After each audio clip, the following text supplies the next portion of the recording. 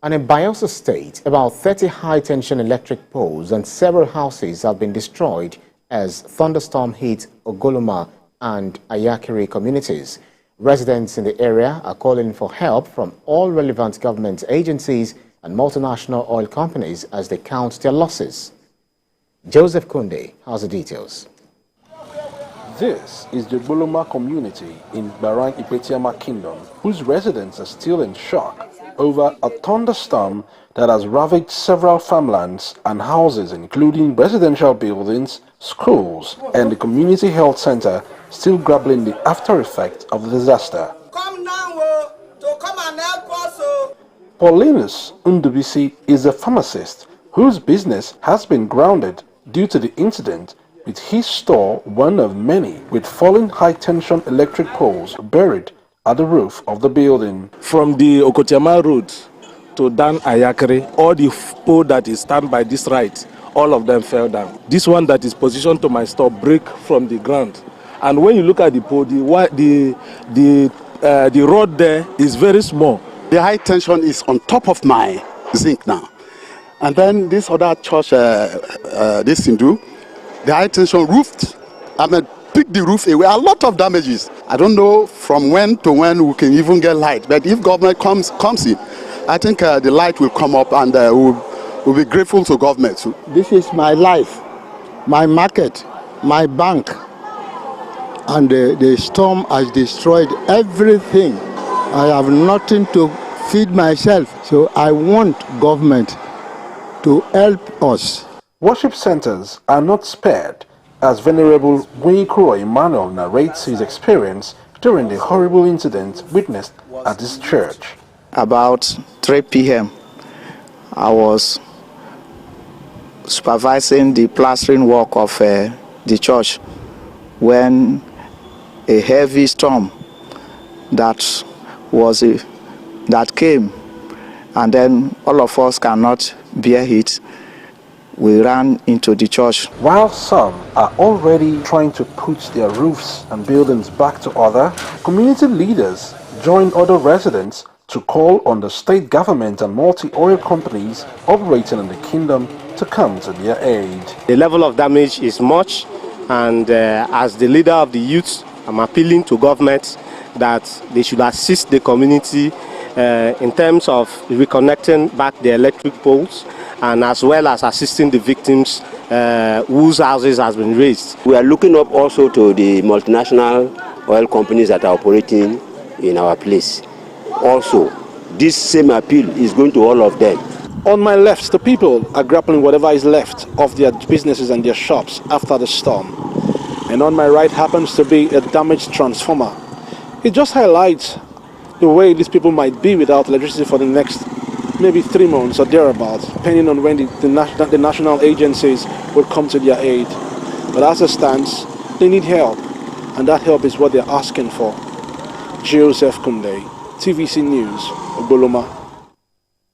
Staying in the Niger Delta region, the Nigerian Security and Civil Defense Corps has arrested 3 suspected pipeline vandals who specialize in cutting oil pipelines to sell in Kwale, Ndokwa West Council area of Delta State.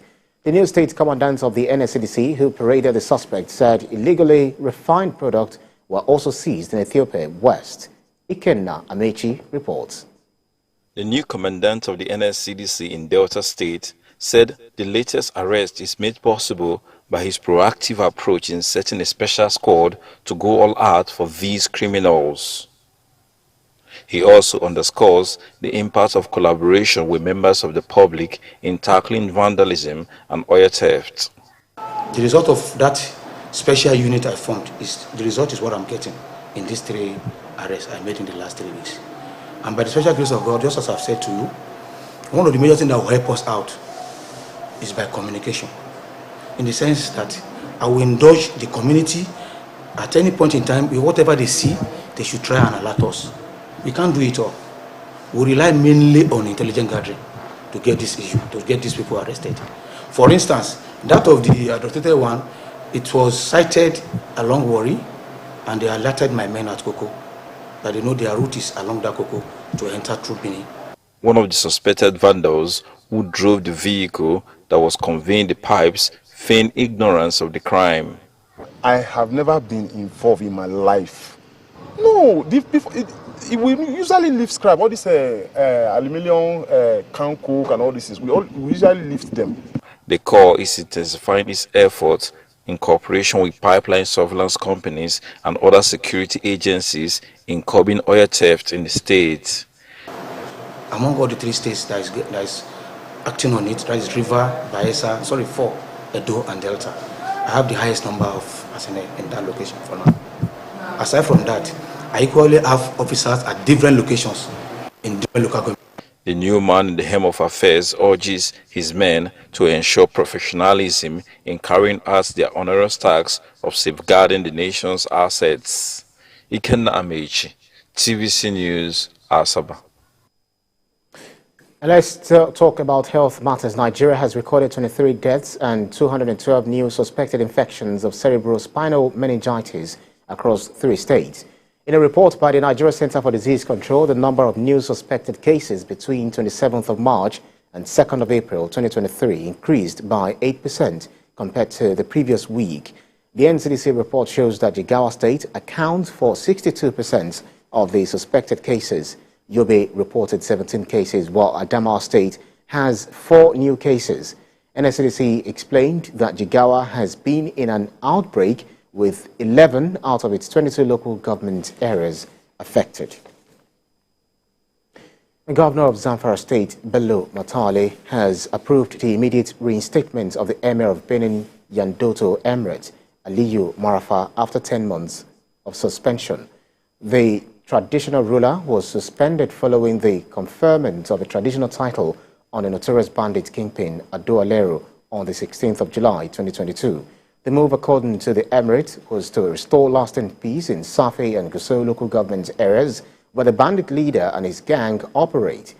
Secretary to the Zamfara State government, Kabiru Balarabe, says the reinstatement follows recommendations of the committee constituted to investigate the reasons behind the conferment of a traditional title to a bandit, Ado Alero.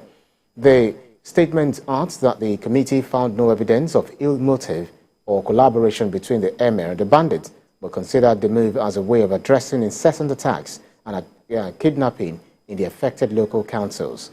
The reinstated emir is the elder brother to a 2-term senator, Kabiru Marafa.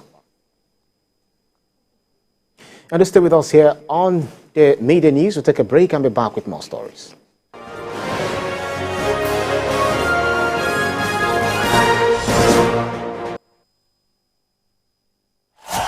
Hello, Nigeria.